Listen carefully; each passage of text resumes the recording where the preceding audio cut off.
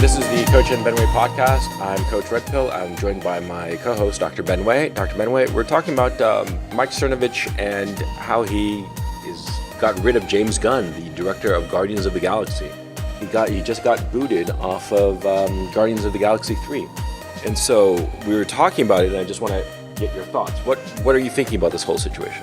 Well, first off, I had to laugh a little bit that they knocked off arguably the best quality director that they have left in the DC group. So I thought that was a humorous, twist to the event. Look, at the end of the day, I'm not in the mood to necessarily say this is, it's good that James Gunn is punished or bad that James Gunn is punished. I get the context of why it was done. That, Roseanne's been fired for her shtick.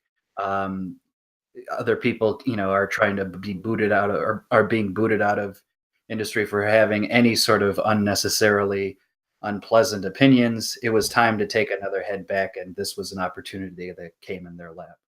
Yeah. What I'm processing now is, okay, what's the reality coming after this? Because in my mind, the best way to kind of think about this is we've entered Godfather territory, and I'll speak to people who know the movie well. This is now the turf war between the various families. And eventually what's going to happen is Sonny's going to get shot on the causeway. Mike's going to have to go to Italy, and Fredo's going to fumble and drop the gun. Yeah. So, that's kind of like where we're going to be. Yeah, because it's become like at first people were being driven to the right because the left was doing this shit. And now the right is basically doing the same shit. So it's just going to be an escalation. Because before, I don't think until this time that the right really started looking for offensive shit on the other side, like opposition research. They would make fun of the stupid shit that the other side would say, but not actively do opposition research, because that's what it is. It wasn't like James O'Keefe that went undercover to get what they really think. It was more like, okay, I'm going to comb through this fucker's tweets until I find something that can stick. And he did. That seems to be the impression to me. Am I wrong? And let me just be clear here. I fundamentally don't give a shit what happens to James Gunn in and of himself. Yeah, he had to delete 10,000 tweets of questionable humor. Says like, what is this guy doing? He's like, wakes up in the morning and says, "Oh, I'm gonna shove my dick in a kid today." It was literally that kind of, dumbass humor. At the end of the day, I personally look at it along the same lines as kids in my high school who would draw swastikas on the urinal, which is fairly stupid, fairly dumb. I'm more than happy to see him get kicked in the head a little bit for it. But at the end of the day, I thought it was fairly innocuous. But like I said, at the end of the day, I know that side has double standards. And, if a head had to be taken out to, basically say that, the fire hurts when it's used against you, so be it. The only thing I'm saying here is, you're going to have, if this is the rules of engagement that we're getting ready for, then you're going to have to be getting ready for the fact that this will now be pushed back at us every single opportunity. Any dumbass on our side who's said anything questionable, which we do, it's the nature of who we are. We're going to get that coming back at us. So I think, like I said, just treat the situation now that you are in a sort of internet, sort of like the meme war has gone into a tit for tat war, and you're going to have to be prepared to deal with it. Yeah, because I personally don't want to be living in a world where you have to be walking on eggshells, right? I want to be able to say whatever the fuck I want, and nobody hassles me about it, okay? And if it's stupid, it's stupid. But, if it's quote unquote offensive, anything can be offensive. Although I have to admit that this guy, Jamie Gunn's tweets, I sort of glanced through them. They were creepy. Let's not kid ourselves. It was a little too. There was something about it, okay? Because there was one joke where it was. Let me find it because I saw it right here. I was just before the show started, and it was just like right here. I got it right here. Sorry about that. Sorry, folks. Sometimes our producer is not as competent as he should be. God damn it.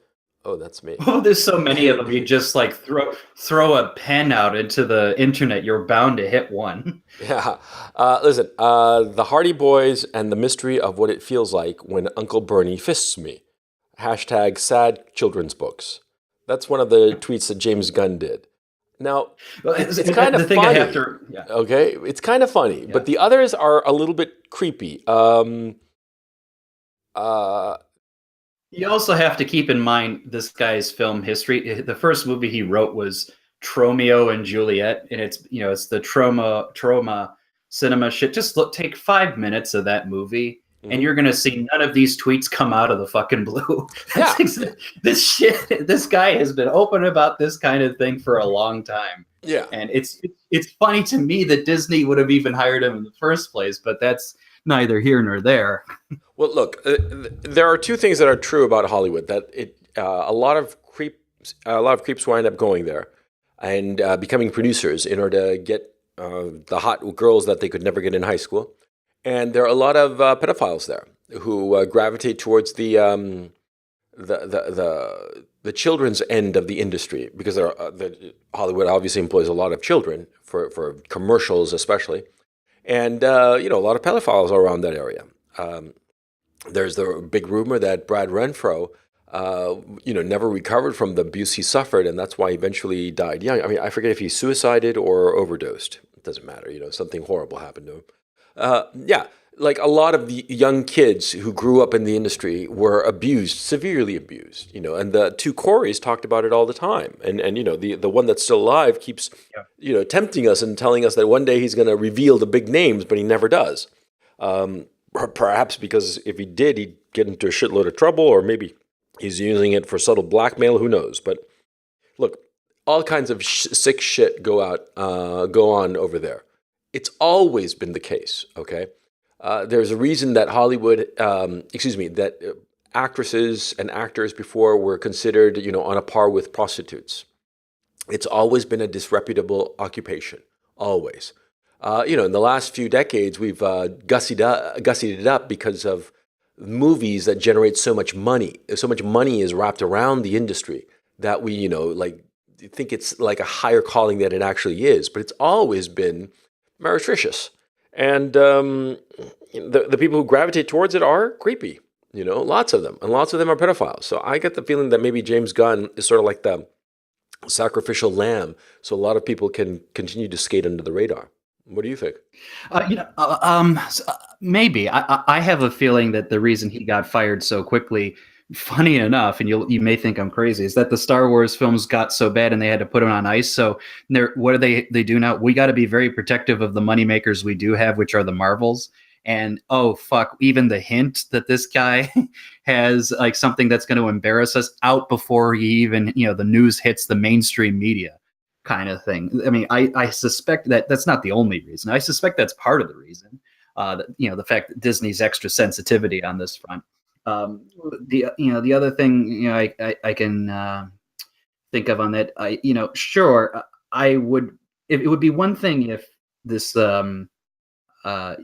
they found actual evidence of him fucking kids. I'm very cynical on this one, and I look at this as to what I actually think it is. Sure, there are people who probably think that these tweets are proof enough he's a pedophile. I'm kind of agnostic to that, though it certainly feels like a nice smoking gun. My attitude is to be very cynical and say, look, I just wanted to see one of their guys go at the end of the day, and that's what this was. And I think that's how most people who participated in and operated. And like I said, to a certain degree, I want to say, God bless you. You got one of theirs. Good. It was a high time we got a scalp. At the other end of the spectrum, I know now, like, people like Patton Oswalt and all the others are sticking to their friends' side and are now looking up all of the old Cernovich tweets that he's done. And he said some stupid things like anybody who's ever tweeted did. We all say stupid shit. So this is going to keep going. And I think, the only thing I'm kind of worried about to a certain extent, although I guess it's manageable, is is anybody who has any hint of wanting to be in public life now going to have to just basically say nothing on Twitter, be very innocuous? I miss the old day when we just said whatever the dumb shit we wanted to say, and I think that's just going to be completely gone pretty soon. Well, the smarter people have always realized that Twitter is toxic because you're just a few keystrokes away from wrecking your career. And it really is the case. And I think that a certain personality thrives on it because, you are just so close to ending your reputation. Okay. And there's a thrill to that. So inevitably. And a lot of other people, if you notice, There are some people in the mainstream, big names, that never ever do Twitter. Just to give a random example, Tom Cruise, he just doesn't Twitter. Does not Twitter at all because he's careful of the brand. He's looking after the brand. He's not stupid. Yeah, I think that the people who are smart about their brands are going to get off Twitter. Why would you risk it? There's no upside.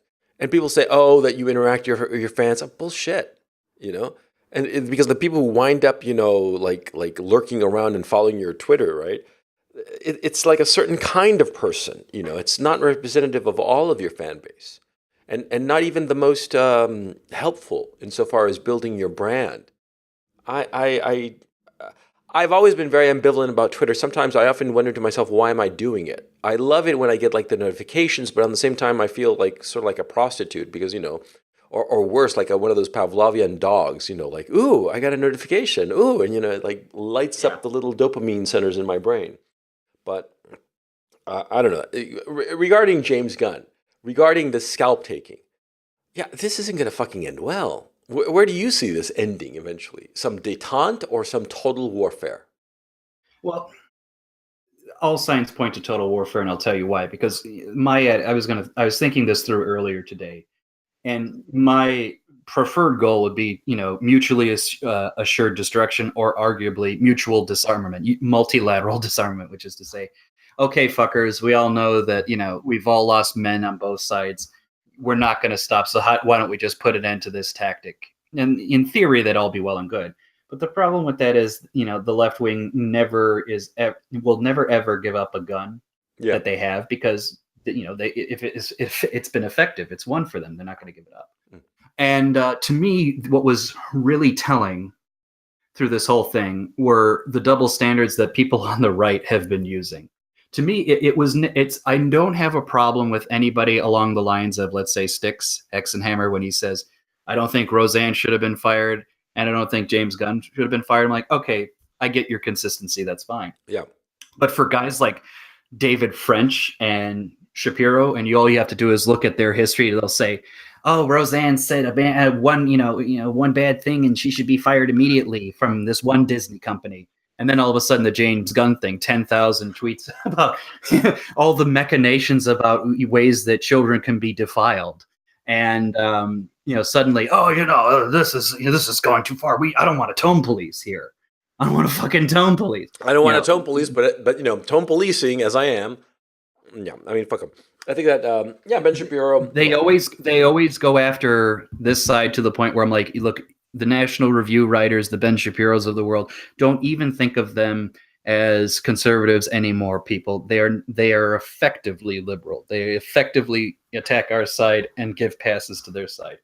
This is effectively proved that, which probably to me is the best part of the thing coming out of that. I want people to just see that this guy shouldn't be listened to. You're talking about Ben Shapiro? Yeah, Ben Shapiro should never be listened to. You really hate that guy. I find him just a little midget that I could give a shit about. I think that he's very effective in articulating certain issues that I care about, but he himself, I just find him a little bit laughable. Especially because I saw him give some speech, and I thought to myself, man, that guy is tall, right? Because he looked really like towering over the speaker's podium, right? And then later I realized, no, he's really short. So he must have been using like some huge lifts or something like that to make him appear tall. And after that, I just found him laughable, because like I always think of Robert Reich, right? Robert Reich is a tiny guy. I mean, he's really short. He's like 5 feet, 5'1" or something like that. And he's never made any bones about it. He just doesn't give a shit. And so I don't consider him a short guy. He's just, Robert Reich, But Ben Shapiro doing that kind of laughable shit, okay, maybe that's my hang up. But I've always found him just risible. But you have this thing for him. What is it precisely? I'm curious. Well, it's because I see people who are working their way to our side and think that Ben Shapiro is going to be the real path to right-wing thinking. I've seen it way too many times, and I think that's a thing that really should be gotten rid of.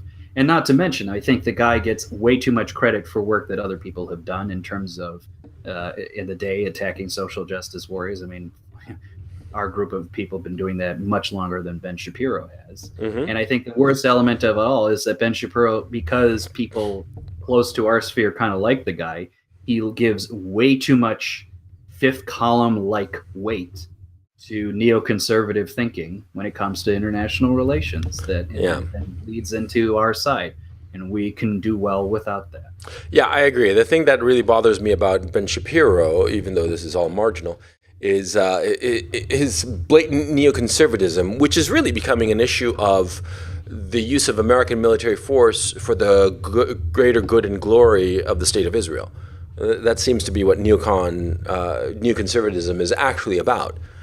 Because I don't see it as being beneficial to the United States under any set of circumstances. And I see that all of this warmongering only benefits Israel, and not even benefits Israel. It seems to me it's more like they are carrying out the will and desire of the Israeli leadership, which is very different. Because I don't even think that a lot of these wars were truly beneficial for Israel, but were just for the aggrandizement and the ego gratification of the Israeli leadership. And there's no question in my mind that so much of the activities going on were because of Israel, and the neocons just seem an extension of that. And so, for that reason, I don't like them. And I think that Ben Shapiro is just sort of like encapsulates that, and he's just like, yeah. And I don't understand why the alt-right doesn't call him out more, because that one tweet of his, talking of tweets. The one tweet of his that I don't give a damn about the browning of America, but the alt-right has not said anything about his hypocrisy vis-a-vis Israel, because sure as shit Israel is not bringing in any of the brown refugees from all over the place, right? And that's they have. I've seen them attack Shapiro. Unfortunately, it's our neck of the woods tends to be a little bit constricted. And so I don't think the audience is as big as I think it would be nice to. But I've seen, the typical players reference Ben Shapiro for exactly what he is. I think the unfortunate fact of the matter is Ben Shapiro, the David Frenches, all of these guys aren't in it to win it. They're in it to write another day. Yeah. These guys, for these guys, it's a profession. They love the fact that they're going to be able to go on potentially MSNBC, Fox News, all those things, have those nice gigs. Ben Shapiro now has a radio show, I think, in a slot near or where Michael Savage used to be. And Mike, say what you will about Michael Savage, he definitely deserves that slot much more than little Ben Shapiro does. But, he said things that weren't appropriate, and so Ben Shapiro is going to take the spot. And I think it's as simple as that. And we should recognize, people who are, I'm going to use the conservative in a small c and in scare quotes. They're conservative only to the point to which they can still get invited to house parties hosted by wealthy liberals. Yeah, because their wives' friends are their wives are doctors and other professionals, and we don't want to ruin their party going experience. We still want to keep our friends and all of that shit. Yeah. That means they're not serious. It's a job to them. Yeah, exactly. Yeah, they don't believe in what they're espousing. It's just a position that they're taking. Well, going back to this issue, I'm just personally just sort of exhausted by the outrage machine. And when will this fashion end of being constantly outraged? Because people weren't outraged before. I mean, it was like the occasional thing that people would be outraged, and it would have to be really fucking egregious. But now it's just every goddamn fucking day, all the time, and this has been going on for years now. I mean, when is it that the outrage culture started? And I'm sorry for flat-footing you on this, but I'm just like, when was it? When is it that we collectively in the Western democracies decided, hey, we're going to be fucking outraged by every little fucking thing that any random person says, God knows when? Was it the invention of Twitter that brought this? I mean, did it start in 2008? What? No, there's been long manifestations of this. And, before Twitter, there was the angry letter writing campaigns of to the local TV or news or whatever affiliates who said, this program that said this thing on this hour is a joke and a travesty and I want it gone. You go back to the likes of Martin Scorsese's The Last Temptation of Christ, and then, oh, God, we can't allow that movie. So we get rid of that. Go before that, or actually parallel to that, you had the the initial blast of political correctness on campus in the 80s. And you go before that, before even like I said, those angry letter writing campaigns, you realize that this is still fundamentally operating under what I had said before, under our victim mentality godfather of Martin Luther King Jr. When Martin Luther King Jr. says, I'm going to make a honor, or it's going to be an honorary position, a position of power of my victimhood and my weakness, and I'm going to make change that way. You see where this shit, emerges from. It's all related. I don't think that Nietzsche ever thought to himself that real political power would actually be coming out of the slave morality that he described. I mean, that's pretty goddamn funny if you think about it. But, okay, look, you're all right about those specific incidents, but those were specific incidents. But now it's like all the time. The Roseanne Barr or Arnold or Roseanne thing happened. When did this happen? Less than a month ago, right? And here we are with this shit. And by the way, I'm actually really disappointed that this guy is going to get canned, because there aren't that many goddamn good directors for big Hollywood movies anymore. Most of them suck, I haven't seen Guardians of the Galaxy 2, but the first one was very enjoyable. So I figured the second one would be equally enjoyable. And most of the movies being made today are crap. They're not enjoyable. They're not something that they're not fun movies. And this guy at least was making fun movies, apparently. I mean, I only have the one Guardians that I have to go by, and I presume that the second one was good enough if they were giving him a third one to do. Do you think this guy's career will ever recover, or you think it's curtains for him?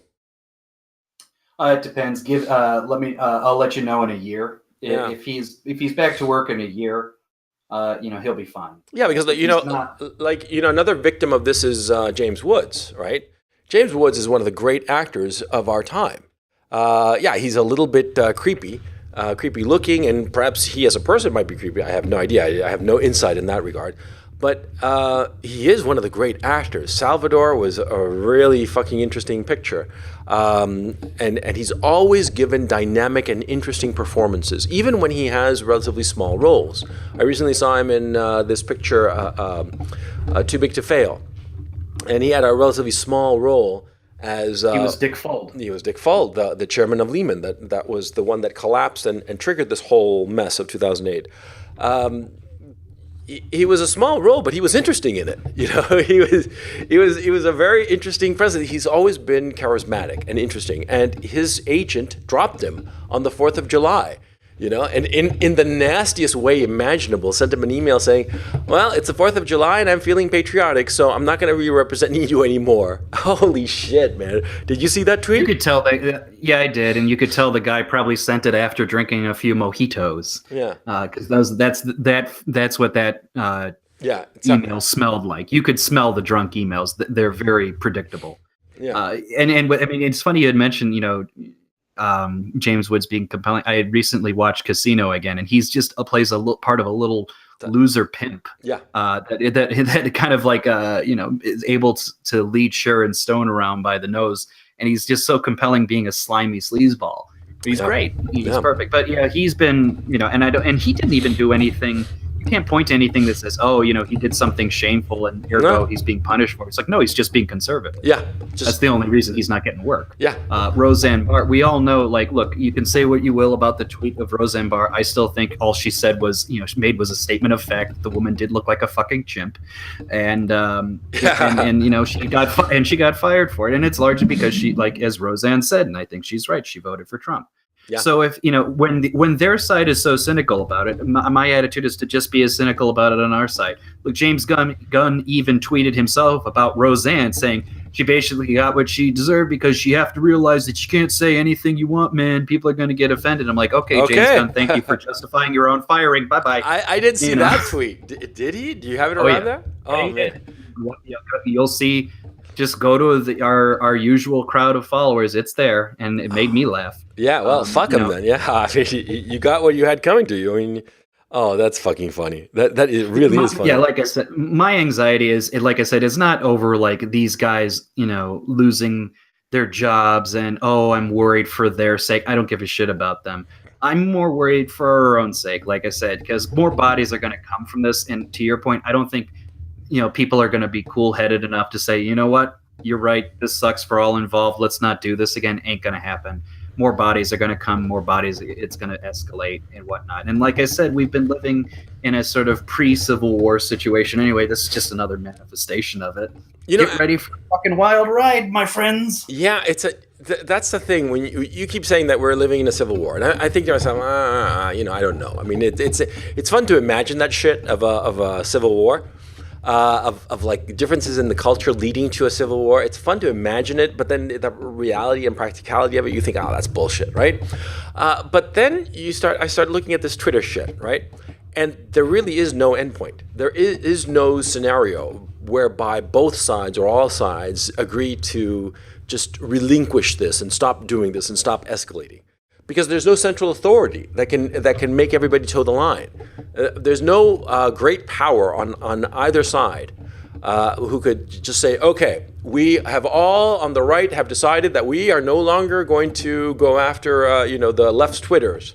And we on the left have decided the same thing. No, there's no such central authority. It's because of the decentralization. It's leaderless. And therefore, since it's leaderless, it will eventually, cooler heads will not prevail because there are no cooler heads. The only people who wind up getting to the top of the particular armies are the hot-headed people, the people who are willing to go all the way, like Cernovich. And Cernovich eventually will be taken down, and he'll be replaced by somebody else. And yeah, it'll just be a spiral, a purity spiral, ironically, of who is more pure than the other in terms of who is like more morally righteous. And open warfare will eventually break out. This Twitter thing, paradoxically, makes me feel that a likelihood of a civil war is more obvious or truer or more likelier than I want to admit sometimes. You see what I'm saying? Well, here's the thing on the escalation. I think you're right that Cernovich is potentially the next target. I mean, he painted it on himself with this one. And what's funny is because I saw him making tweets not too many weeks ago saying, people talking lightly about civil war, and you guys should realize that's a really bad thing. I'm like, yes, Cernovich, I know that doesn't mean it's not going to happen. And so, he's been cautious about it, but then he likes to do his A/B testing, and now he's launched another campaign to the effect of, that we are actually fighting that. So I think ultimately he's gonna get clipped as a result of it. To his advantage, it's not like he works for anybody, so he can't really lose his job. The thing that I would not be surprised if that somebody on the left can get him on the fact of being gay, of being closeted gay. That would torpedo him on the right. And see, the left, they're going to look for something that will kill him. Okay? I mean, if he says some alt-right tweet or some Nazi shit, that'll be fine for us on our side. If it turns out that he's gay and somebody comes out and says, oh yeah, I fucked Cernovich in this motel room and I've got a recording of it, a recording of the audio at least. That's fucking the end of Cernovich. It's sad, but it's also, I find it humorous because I can imagine him having sex with someone saying, have you read my content? Have you read Gorilla Mindset? Have you taken my formulas? So I laugh at him because he's silly. I can't take someone who uses the term haters seriously, but needless to say, I think, he's, because he took one of their own and nobody they're not going to like the fact that they took one of their own. So he's going to be, target number one for the time being. But here's the thing. And this is the thing I'm starting to worry about. I don't know when it's going to happen, but I am feeling it. I am worried that someone in our group or the other side, but mostly I'm worried about our group, is going to get clipped for real. I am like killed? Someone we know is going to get killed. That's what I'm worried about right now. Okay, that would really turn the worm. You know what I'm saying? That would be. I think it would. What? I think it would. Yeah. I can easily see, especially those folks who put their face out on camera. I can easily imagine, someone, even someone as fairly innocuous as Sticks, going down to the supermarket getting some fucking chicken feed. And some irate son of a bitch is going to just be too pissed off on the wrong day and, just punch him in the fucking head. I think that can happen, and it can happen to a number of people. No, it wouldn't be to somebody like Sticks. It would happen to somebody like Alex Jones. I mean, you've seen some of the reaction against Alex Jones. He does his man on the street thing, And some of the people, man, they react to him with rage. I mean, and Alex Jones is a big guy, right? So it's sort of like these guys, you could see in their eye that they wish that he were smaller so they could hit him. And it's happened while, Richard Spencer got sucker punched. Imagine if he'd gotten shot. And that guy who sucker punched him, if he'd had a gun, he would have shot him. Okay, so yeah, I see your point, and I think that you're right. And I would not be surprised if it happens live. Somebody live streaming on their cell phone or some shit. And we know a number of people, like, Lauren Southern's been going out doing events. Same with Faith. Did you see the Lauren Southern shit? When she was going around saying, "Do you want Lauren Southern killed or was it deported?" I forget which of the two. No, I think it's killed. I think people, I think the joke was most people didn't know who the hell she was to begin with. Right. But I can easily imagine, especially those who are going to events where hot button shit is going to happen. Like I said, the two who come to mind are Lauren and Faith, and also what's his name, who was hanging out with Tommy, Colin, what's his name? You know who I'm talking about. I forget his exact name. The videographer guy. Which one? Anyway, it doesn't matter. James O'Keefe? Not James O'Keefe, though he could be another target. No, I'm talking about the one who used to be at Rebel Media, was the guy who was actually exposing that Ezra Levant was scamming people out of money. Kalen Robertson? Kalen Robertson, he's another guy who I can imagine any of those people in the middle of an event, they're gonna get physically harmed. No. I think that you're looking at the wrong potential targets. It would be somebody like Alex Jones, like Tommy Robinson, somebody who sparks people more, or like Richard Spencer. Because like Kalen Robertson, I mean, relatively few people know who he actually is, and he's a fairly milquetoast presence. He doesn't cause the outrage and hatred that Alex Jones does. Okay. Lauren Southern, I think that what she's doing is great. I think that Farmlands is terrific. I think that she's really earning her chops as a journalist, as a real journalist activist. She might be, but she's really on the ball. And I respect her a lot. But she's not somebody that anybody would go after in that way of like actually trying to cause them harm. Ditto with Faith Goldie. I think it would be somebody like Alex Jones, somebody like Tommy Robinson, Richard Spencer, somebody that really gets people's hackles up, somebody who really just pisses people off, pisses them off badly. Come on, I mean, who gets pissed off by Lauren Southern? No. I think you're looking at it one way that it could happen, but that's not the only way. Nor do I think it's the most likely way. The way you're thinking is, if the guy or gal who's going to do it is a monomaniacally obsessed person and they're angered and they're basically like an assassin, that could happen. I don't know that that's going to be the next one. I think it's more likely to be someone at an event where the fucking hackles are up to begin with, and they're just going to go after the next person who ain't on their side. And it could be someone with a camera, and it could be those types of people. So that's what I'm kind of worried about. Oh, okay. I'm unsure, unclear. I don't really see that happening to the more, I don't want to call them milquetoast because that would seem as if I'm being dismissive of them. I'm not. But in the sense of more moderate, more mainstream acceptable people. Okay. But for me, it's Alex Jones. Alex Jones would be the guy. Frankly, if I were Alex Jones, I'd hire like a security team, very discreet bodyguards, because he'd be the guy that not even what's his face, Glenn Beck, man, that goddamn has that guy fallen far. I mean, that guy, who takes the guy seriously now?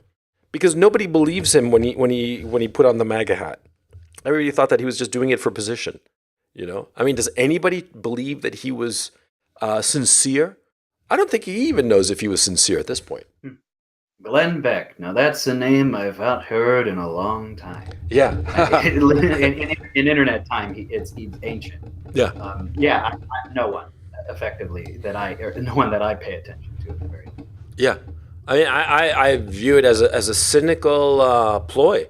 Okay. I mean, I've been very upfront about my thoughts on Trump, right? And a lot of Trumpsters, think that I'm an idiot, that I don't see that he's playing 4D chess, blah, blah, blah. But I've said sincerely that a lot of things that he's doing, I think are pretty smart. Okay. I still think that he's a buffoon and a used car salesman. But he's an effective buffoon, an effective used car salesman. He's getting the job done, especially in foreign policy, right? I mean, we've talked about it before, so I don't have to go over that ground. But the thing is, see, I don't think that anybody views my altering of my position that I'm doing it out of a cynical motivation, right? Because it's perfectly fine to change your mind about somebody or something, but it's the way you do it. And that's the thing about Glenn Beck, man. It's just too much of a cash grab and too much of a vibe that the guy is doing it because his money situation is collapsing, right? Yeah. The other guy that I think would, you want to hear the person that I think that might get offed by our side if the stars aligned. Brian Stetler. Stetler or Stetzer? Stetler, the guy from CNN. Is he the chubby guy with the bald head? Yeah, that guy. He's like really young. I looked him up. He's like 32 years old. I was really, really surprised about that. Let me tell you. 42. Yeah, he's 32 years old. Yeah, exactly. He looks 42. And he's got this weird grin because it just shows his teeth, but his eyes aren't smiling.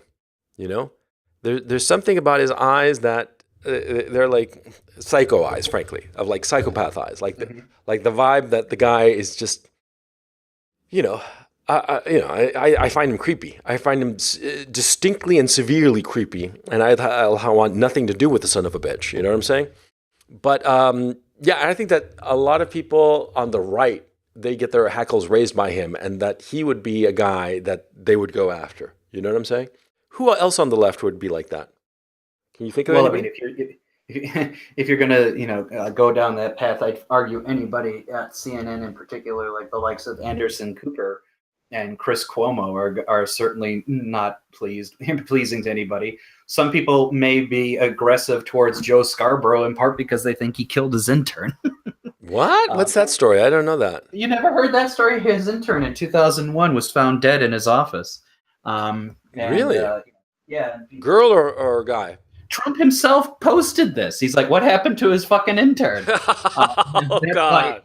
It's part of the reason why I love Trump the way I do, because he will say shit like that, and that just warms this decrepit heart of mine. It warms that black, beatless heart that you have inside you. Yeah, that right-wing heart. Yeah, I have the same one, But, oh, man, look, I didn't know that. Was it a guy or a girl? Girl. Okay, was she hot? That's an intern. How hot could she be? Some interns are really fucking hot. That's why I'm asking. Sometimes they are hired because they are hot. If they're not hot, they don't get hired. I mean, sometimes that's the... No, she's a typical DC intern, which is, hot when you got nothing else to go after. Oh, man. How low our standards have fallen, eh? So anyway, well, this was 2001, so Okay, so she was found dead from what? OD, suicide, what? I don't know. I honestly don't know. Okay. I gotta look it up now. So was he fucking her? Nobody knows. Oh man. Oh God. That's sad. Okay.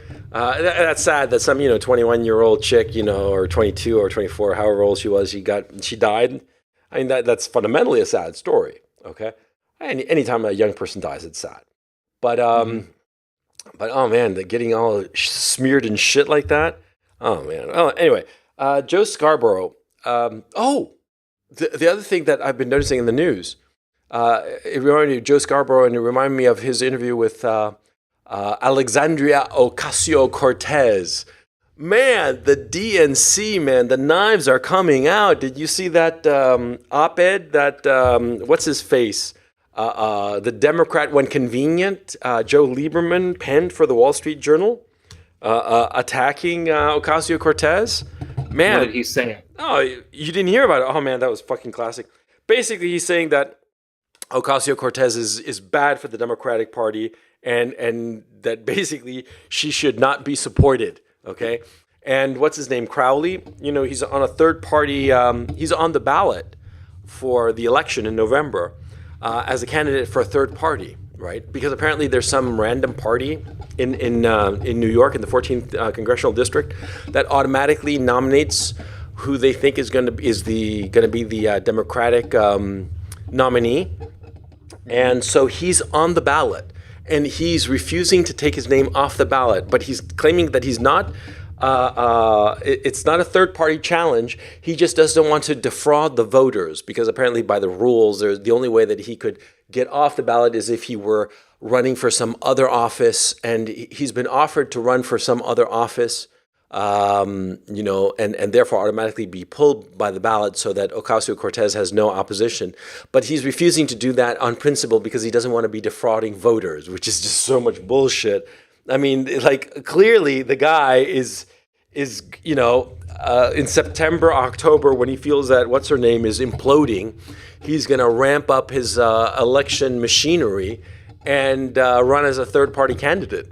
And by the rules of the House of Representatives, he would not lose his seniority, even if he changes party, because it would be like I forget the name of the party, the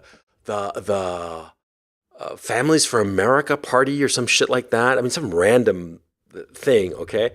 That I suspect that it was all set up specifically to be a plan B in case precisely something like this happened, okay? So anyway, it could be that Joe Crowley winds up back in Congress and Ocasio-Cortez turns out to be a flash in the pan because all of the Democrats are like, who are of course friends with Crowley, they're like, saying, no, this chick is wrong. She's wrong for America and wrong for the future and her socialist policies and especially her anti-Israel policies, okay, because she's like pro-Palestinian, like a lot of the lefty Democrats. So what's happening is that it seems as if the Democratic Party has this very sticky situation whereby they can't throw her under the bus, but they want to.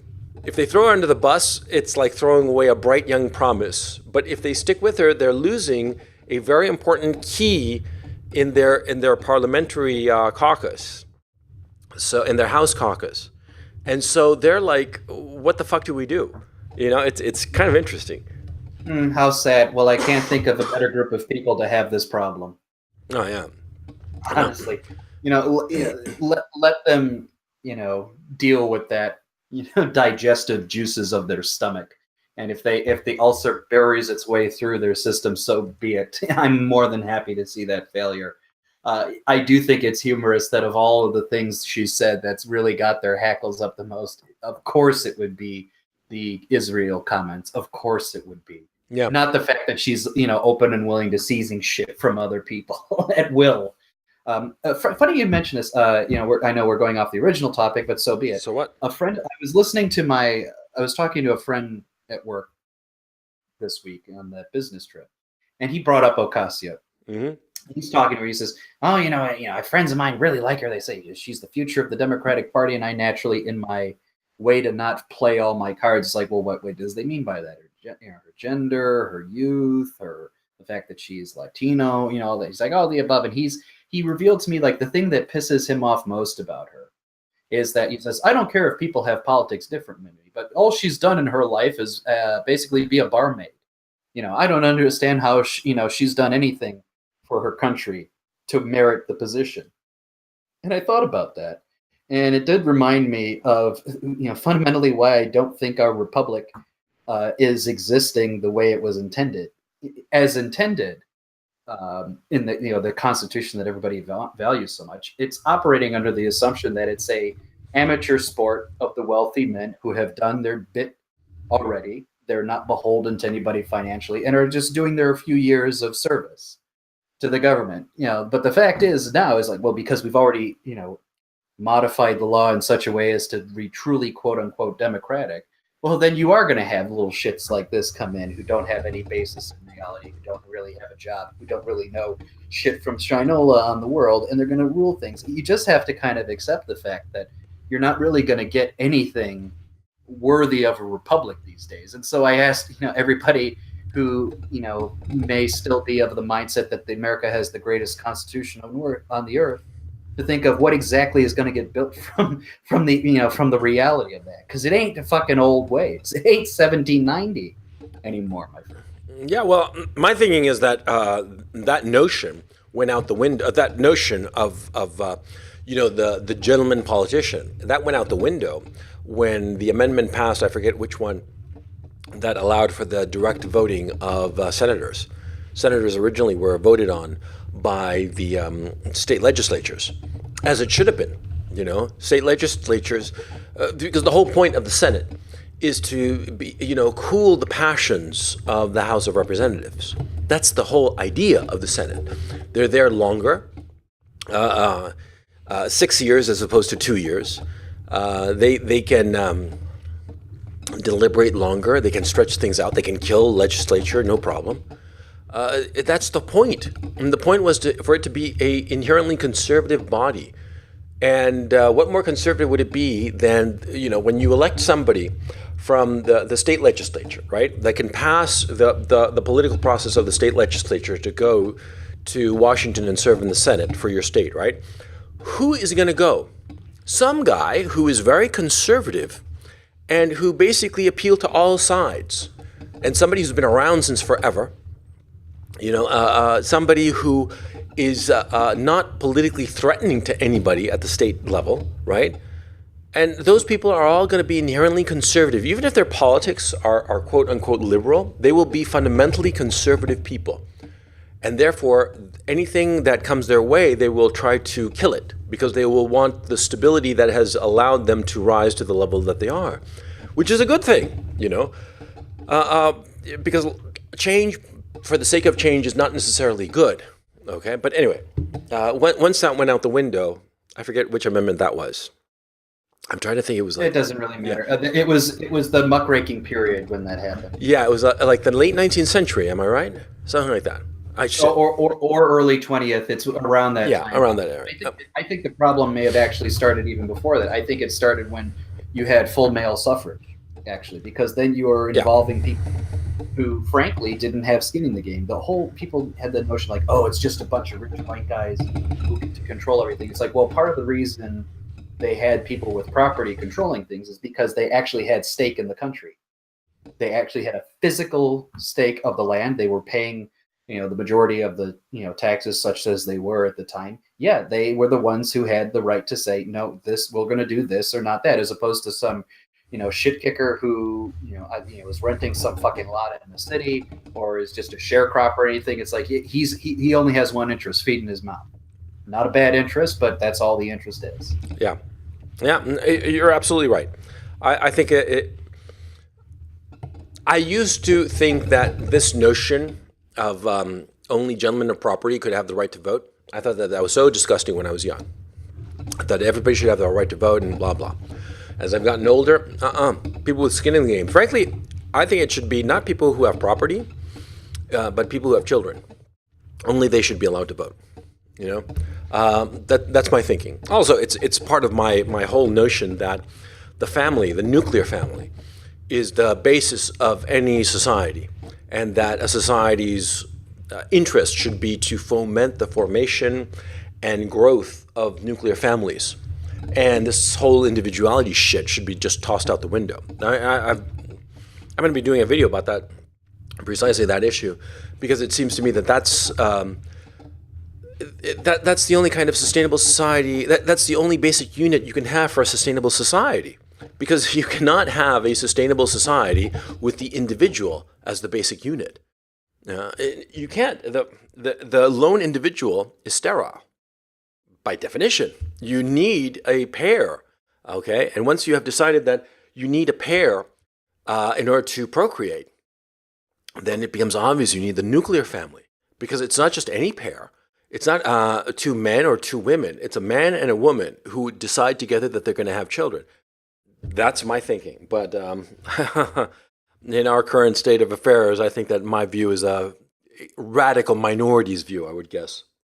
Especially the likes of Disney, who think that a guy with 10,000 tweets about how he is going to potentially fuck around with a young kid is apparently more family friendly material. Yeah. Oh man. So God, it's just. I feel like I'm spinning my wheels a little bit on this topic because it's just. How can I put it? I can't believe it. Okay. That it's just becoming trivial tweets, And it's only now really that the Roseanne thing is really hitting me, because I was thinking to myself at the time, yeah, she said this and this is bad, but at the same time, it's not that bad and blah, blah, blah. But now I'm thinking to myself, no, no, no. It's not that it's not that bad. It was fucking trivial. I mean, who gives a shit? Okay. Who gives a shit if she called, what's her name? Valerie Jarrett? What if she called her whatever, some outrageous racial epithet? Who cares? Okay. I mean, it's just a tweet, okay? It cannot decide your fate so categorically and catastrophically. That's my thinking about it. I mean, because there was a time, correct me if I'm wrong, where somebody would say something stupid on Twitter and they'd come out and apologize, and it would sort of like be, okay, all is forgiven. All is forgiven, all is forgotten, and we move on. Am I right? Honestly, I don't know. I'm not the keeper of the deep Twitter lore, Yeah, but as it were. But yeah, let's say for the sake of argument, yeah, that could have been the case. Yeah, I just, it's just so frustrating, and this notion that things are going to go worse is just deeply disturbing. Well, here's the other thing I've been noticing more and more. We may have hinted at it a little bit, but I think I would underline it more. It was after we started talking about, the importance of the family and those who don't think the family is important. I think it's not unrelated that people are coming to the defense of this guy's jokes. A guy who, if you look at his history of film, or frankly, anybody who's coming to his defense, most of the narratives people in Hollywood have about the family is, the family as a source of, artificial rules and creepy people and characters who, are just really mean to their kids and everything and are just a destructive force. You compare that to the likes of Roseanne, who's, depicts the family as the only unit by which these people can actually survive. In other words, a normal family. Because a normal family has its problems, but a normal family survives because it, realizes that the family is that which holds everybody together. Yeah, she's the one who got pilloried first, and very quickly and very aggressively by the mainstream media.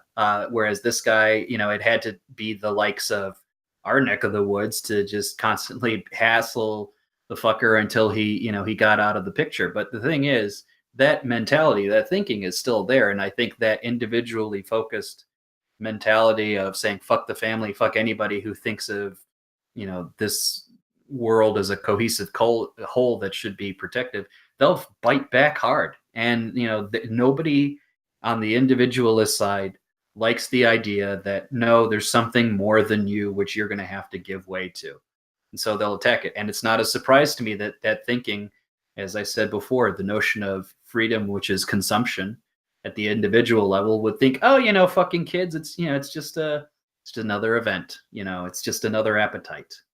It's just being funny, man. Whatever. Oh, Jesus, that's just a depressing vision.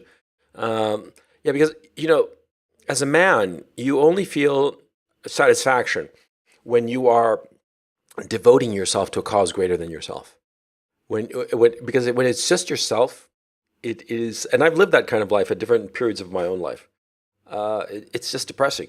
It's just depressing, and just there's no satisfaction. Any kind of victory is not. It just doesn't taste very sweet, to tell you the truth, because it's just you. Who gives a shit? I mean, unless you're like some insane narcissist, right? If you're just a normal person, you're not going to get any satisfaction if you're just living for yourself. You will get satisfaction when you're not living for others, but achieving things for a greater purpose, for something more than just a hollow, selfish victory. But our society has aligned itself this way, and I don't know when that decision was made. When did we all decide that it would be fuck the family, fuck any kind of higher purpose, I'm going to live for myself, and that's it? When did we decide this collectively as a culture? If we talk about Western civilization, when did we decide this? I'd like to know, really. As soon as Betty Friedan published her book on the oppressive nature of being a housewife. And I'm being overly simplistic on that, but it's actually kind of pretty close. She already started the notion that this being a stay-at-home mother with responsibilities is very oppressive. That's in the, let's say, the 50s and 60s. Going very quickly out of that, the children of plenty who came up in the beneficial times after World War II immediately decided to themselves, well, I got to be good to myself. And then that becomes, the me decade of the 70s. And that amplifies in the 80s. And bada bing, bada boom, here we are. That's a really cheap review of this. But, honestly, I think it holds water. I think a lot of shit was related to that. And I do kind of blame Betty Friedan. And like I said, we talked about this book before, but it feels so archetypal that I just have to believe there's truth to it. The Hours by what's his face, Michael Cunningham. By Michael Cunningham. That middle story of the 50s housewife, that's the fucking selfishness up to 11. That individual is like, oh, I just couldn't be in a household with a husband and a child, and oh, he's dead, he's gay and dead, but I got my freedom. I'm very crude with regard to that book, but I hate it so much. No, I hate it too. It's just, yeah, yeah, because this whole idea of being, of the absolute selfishness of people, of not the selfishness in the trivial sense of like wanting the last cookie in the jar, but rather this notion of just living for yourself. It's just so depressing. It's so completely depressing. I just don't get it. I just don't get it, and I just find it.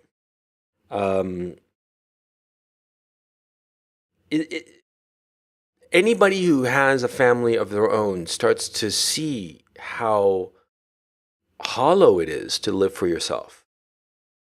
Okay? At least that's been my experience. And ironically enough, I think living for yourself is a suicide pact. Yeah, absolutely. Absolutely. Absolutely. Yeah, it is fundamentally a suicidal vision of existence. Yeah. It's almost, and you see elements of it all over the place. Like, I kind of think that what was that Nicolas Cage movie, Leaving Las Vegas? I'm like, that's that attitude. It's there. I mean, we in a faster motion than most people do. But if you think about yourself, even if you think of it only to the basic extent of I'm going to live my life the way I want it, and not beholden to any other person, you're suicidal if and only if the fact that you don't do the one thing that you're designed to do, which is to create a little you. Yeah. Your offspring with obviously a woman if you're a man, and if you're a woman. That's your kind of goal. That's how you persist, or the species persist. But you only see it that way, and you only appreciate it that way, to the extent to which you operate under the assumption that life, beyond you and inhabiting another person is worth living. Some other, even individuals who try to live through their art, be they writers, filmmakers, what have you. Even then, that's still operating under the assumption there's something bigger than you, because you're saying, hey, look, this, output I created is, for the human race as a whole. And even then, you get some people who won't even accept that. They're just like, I'm just going to make my monies and I'm going to live the way I want. And then, oh shit, I regret this. And one of the things I think is the saddest story I've ever heard, because I actually really like the guy. I've heard, this may just be rumors, but God knows it could be true. Apparently Jack Nicholson is in a state of depression because he realized he's just going to die alone. Yeah, I heard the same thing. That he's in like a severe depression, that he's sort of like there's this notion. Apparently he is in a severe depression, and he's holed up in his house and not really doing much. He seems like a guy who doesn't feel that there's much to live for. And well, he had a bunch of kids. He had a bunch of kids, and he does have a bunch of people around him. Whether they love him or not, for real, who am I to say? But yeah, that's an interesting idea, that he's depressed because he figures that he's going to die alone. Well, that's what I heard. He had the longest term relationship he's had that I'm aware of was with Angelica Houston, which was done in like about a decade, let's say. and Hmm. I don't think he's ever been with anybody persistently beyond that. I mean, I mean, in the sense of like a fan loves Jack. I mean, I think Jack's done some things that are gonna outlast him. That's for damn sure. But I regret the fact that even then, under those circumstances, he's still come to this conclusion that I probably should not have been so cavalier with relationships or with being with people. Even a fuckhead like Warren Beatty still decided to settle down with a woman, for Hmm. God's sakes. Yeah, yeah, and Jack never did. yeah, from what I understand, he's what's his name? Warren Beatty's actually quite happy. Um, I mean, Yeah. Oh, yeah. With Annette, yeah. That's a relationship that's going to last until one of them's dead. yeah, because like they've been together long enough and they're sophisticated enough that if they were really like, they could split whenever they wanted to. Okay. So it's like a conscious decision to be together. Though I must admit that it must be so depressing to have a kid who's like a tranny. That must be just depressing, but oh well. Their political ideologies give them comfort that it's the progressive thing, I suppose. No, insofar as Nicholson is concerned, and the notion that relationships are so that he was so cavalier with relationships. I who knows why he's depressed, but I will say one thing though about relationships. Sometimes a relationship, you're in the relationship and you're not particularly happy, and then you break up, and then later you miss it, and sometimes you try to get back with that person, and it's a story as old as time. But it's been my experience that that's usually the sunk cost fallacy. You spend so much time with the person in the relationship and got to such a comfort level with that person in the relationship that when you're in the relationship, you realize that you're no good together and that you shouldn't be together. And maybe there is no point for you to be together. And you break up. But then later, you forget that reality and you think about all the time you spent and the sunk cost, and you find yourself unwilling to apply that effort to the next person. And so you go back to the first person. And you go back to that first person that you had broke up with legitimately, and then you have like more trouble. You see what I'm saying? I think it's the sunk cost fallacy that we've invested so much that we're unwilling to forget about that investment. In my own case, I have the opposite of the sunk cost fallacy. I don't know what that would be called, but I'm usually very good about analyzing a relationship wherever it is at that particular moment and thinking to myself, should I continue with this relationship or not? Is it worth my while or not? And if it's not, just cut it. What is the point of stretching out the chewing gum? That's been my mentality. And that metaphor of stretching out the chewing gum has always been on my mind. That it comes to a point where it just snaps, It's inevitable. No matter how far you stretch it, it will eventually snap. And so I don't suffer from that, although I can recognize it. I don't suffer from the sunk cost fallacy insofar as relationships are concerned, but I can recognize it. Now, but that all presupposes the disposability of the relationship. If you are living in a mentality where a relationship can never be ended, that is, there is no divorce, or divorce is very difficult to achieve, then that changes things very much in the mentality of how you confront a relationship. Because instead of just accepting the person as they are, with their flaws and their virtues, you try to actively mold them so that you can stay with them forever. You see what I mean? And that's a different dynamic. It is. So I think the challenge with that you always have to deal with. I agree that I think some people do operate under the sunk cost fallacy, but the opposite that I would be cautious of is I think in our society people have the opposite risk, which is they're resentful of any having to do any kind of work in a relationship. And let's be honest, every kind of relationship involves work Yeah. because you're not with your own clone, and even if you were with your own clone, it would need work because you'd realize how much you fucking hate the things you do when Yeah. you see it from like a third party point of view. Yeah, sure. And I think that's kind of at play in a lot of this situation. People say, oh, her nose whistles a little bit too loud while she's sleeping. I don't know. I can live with this person for the rest of my days. I'm being Yeah, yeah. facetious, but probably not more so than other people Yeah, have. They're not like, by can I much. be in Yeah. this?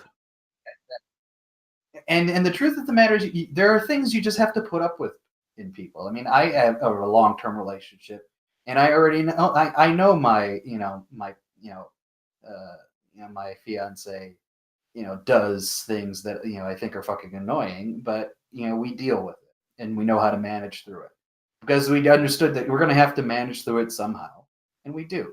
And it isn't things like I just fundamentally hate her as a person. No, it's not anything like that.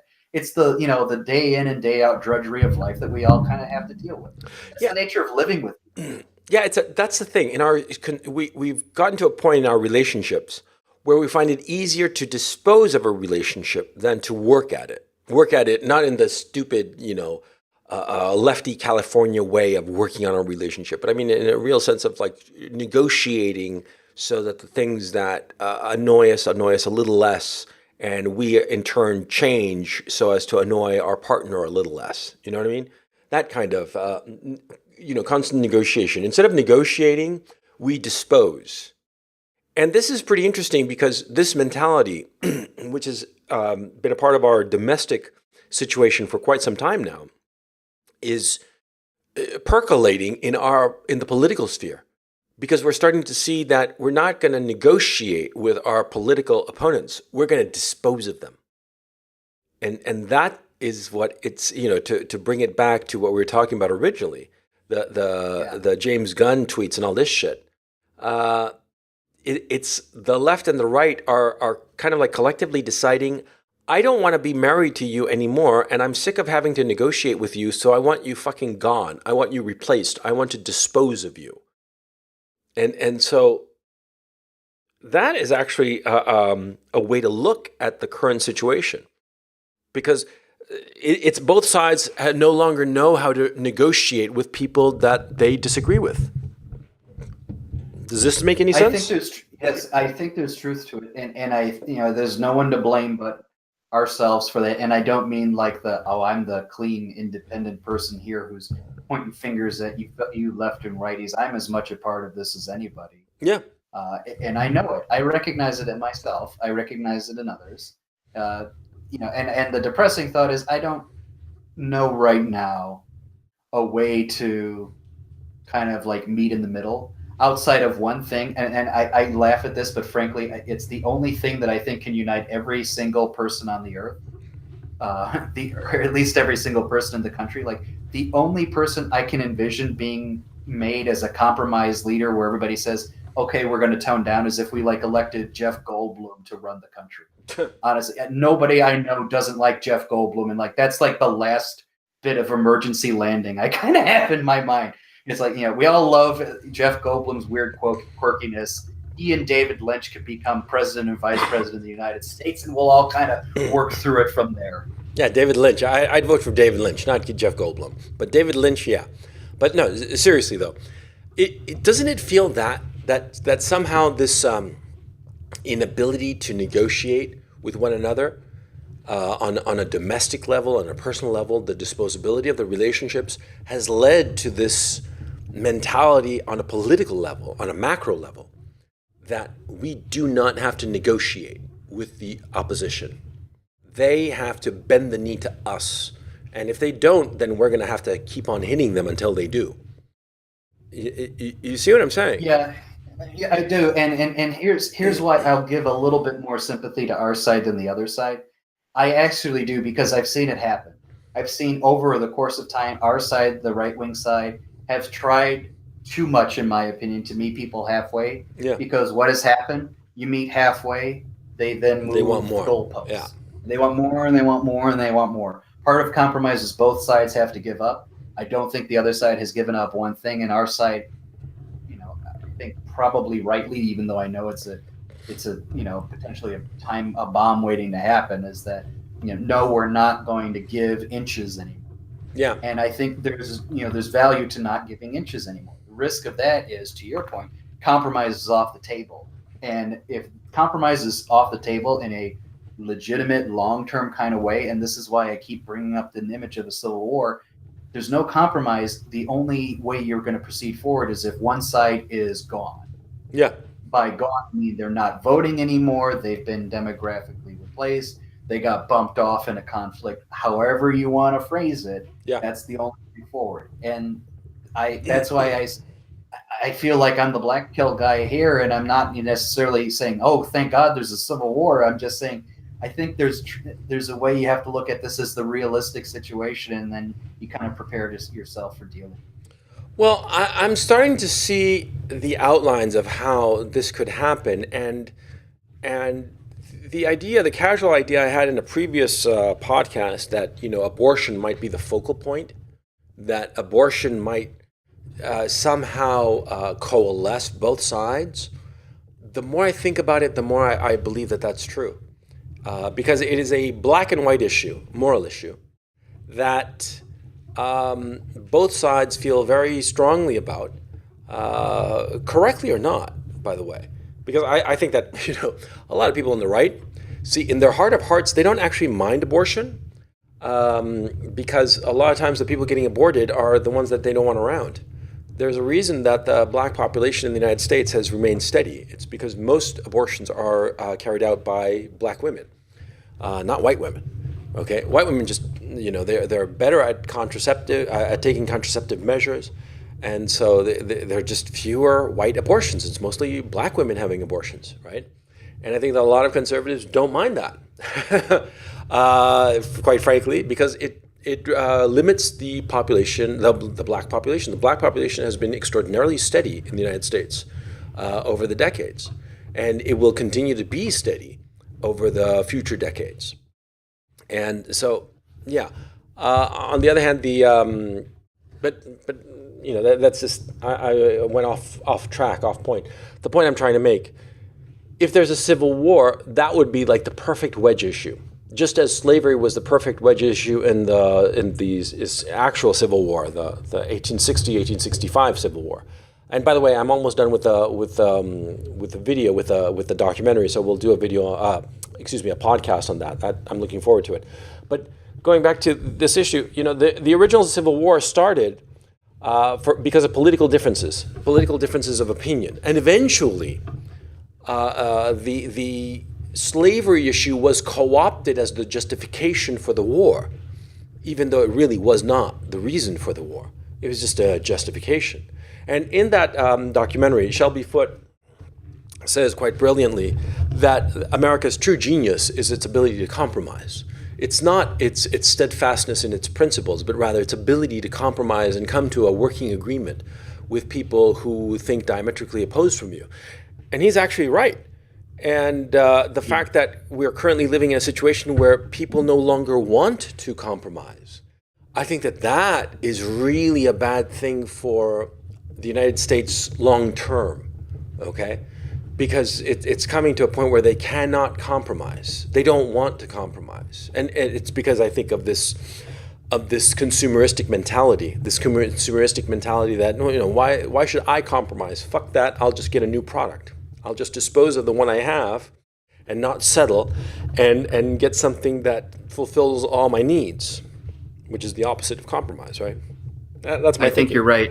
No, I think you're right. I think you articulated it well. And in fact, you probably articulated why when we started this conversation, I couldn't give a full-blooded, just say, hey, I'm excited we got a scalp today, after the news of today. Because I know the complications that you've articulated are kind of manifested in that. Yeah. Ultimately, and like I said, for all, and I don't want people thinking away. It's like, oh, I'm doing a going soft, Shapiro kind of shaking fingers. Like, no, I don't blame anyone for going after Gunn.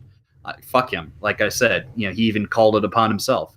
My thing is, I just know we're gonna, it's gonna get taken to the next level, and all of the other shit we're kind of worried about is, one step closer, even if it's a minor stupid step in the Twitter realm. It's still, not it's it ain't a rose at the end of the chain that says, oh, maybe it's not so bad. Kind of no, it's not going to have a happy ending. This story is not going to be, everybody riding off into the sunset. It's not going to be like that at all.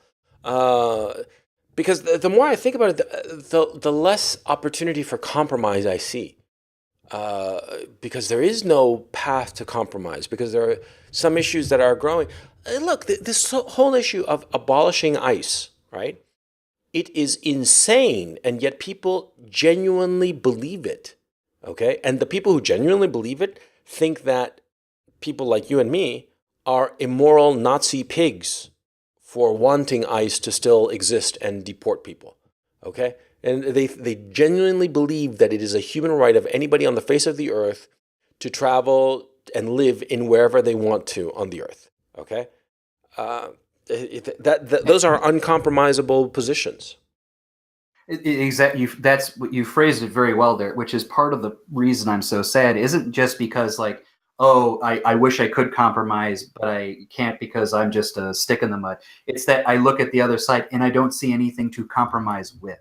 Yeah. And I think that's also part of the disaster that's befalling us. Yeah, because both sides view the other as intransigent, but like immorally and stupidly and Nazi-like intransigent. Okay. Yeah, because that's something else. If the consumer's notion that if you're stuck with a product that doesn't work, you should replace it. That also leads to the notion that if you are stuck with a product and you cannot replace it, then that's an injustice of some sort. And that is transferred onto people. And the fact that people are unwilling to compromise on some truly held belief and view the other as that has to be disposed. You see the train of thought. Yeah, well, I'm restating the same thing. It's tied back to what we were saying very early in the day. The compromise solution, in theory, should be here with this, like I said, the Roseanne and the James Gunn situation. Let's take these these nuclear weapons off the table universally. We won't use these against people. Ain't no one going to fucking do that, because I know, like I said, the immediate response to Cernovich wasn't to necessarily say, oh, I wish we wouldn't have done that. It's, hey, it's only good when our side does this. Let's look at Cernovich's old tweets. Yeah. That's what I meant by the lack of compromise there. Unfortunately, that's the case. And that's also sadly why I tell myself, you know what, the worst thing to do right now isn't even to say, I am sad about all this. The really worst thing is to say, hey, do the Ben Shapiro and to say, like, no, our side shouldn't be doing this. We won't say anything when the left does it, but our side, we'll tone police them. That's basically just clipping your wings at a certain point. Yeah. I mean, like, basically what you're saying is that you don't view any way that we can compromise our way out of this clash. I would love to, but I don't see how it's happening. Yeah, neither do I, frankly. Somebody with a greater political genius than I can imagine would have to be able to square that circle. Because I don't see it. I just do not see how these intransigent positions are going to, come to some sort of compromise that is long lasting. Okay. And thinking it through, so much of these the political clash of the 19th century in the United States that led to the Civil War, which, by the way, on a military history level, is so much more profound than any other battle ever. I've been reading up on it. It was really like a hinge war insofar as military technology. Really fascinating stuff. I mean, the realization that what had worked during the Napoleonic Wars and all the rest of it, it was just completely besides the point. And basically in the Civil War, militarily speaking, you saw everything between the Napoleonic Wars and the First World War, up to including trench warfare, and it's really fascinating on that level. But that's for another conversation, of course, and we'll have that. But going here to this Civil War, this coming Civil War, I don't quite see it being like a territorial civil war like the last one, because or do you see that the coasts would be at war with the flyover country? I mean, I really don't see how it would be a territorial thing. You see what I'm saying?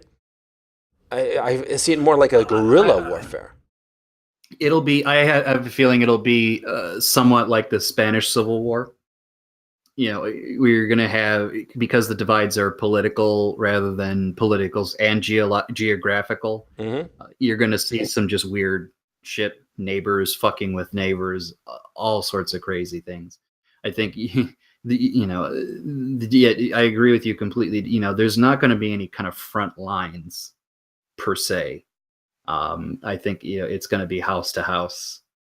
nastiness to nastiness.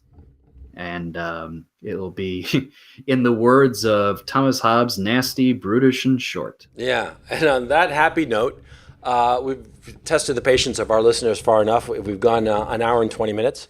So we're going to draw this to an end. Okay, to all of our listeners, put down the knife, put down the gun.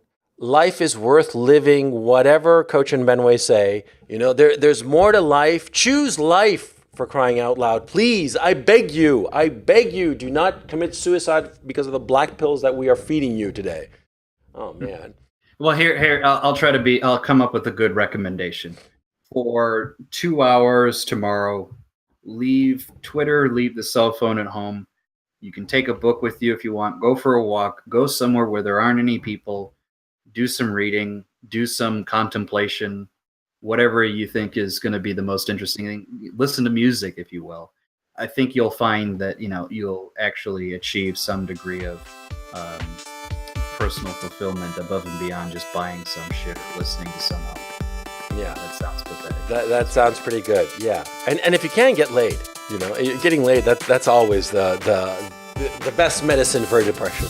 So on that cheery note, this has been the Coach and Benway podcast. I'm Coach Red Pill, and for my co-host, Dr. Benway, we'll be signing off. Thank you so much for listening, and we will see you next time. Have a good day.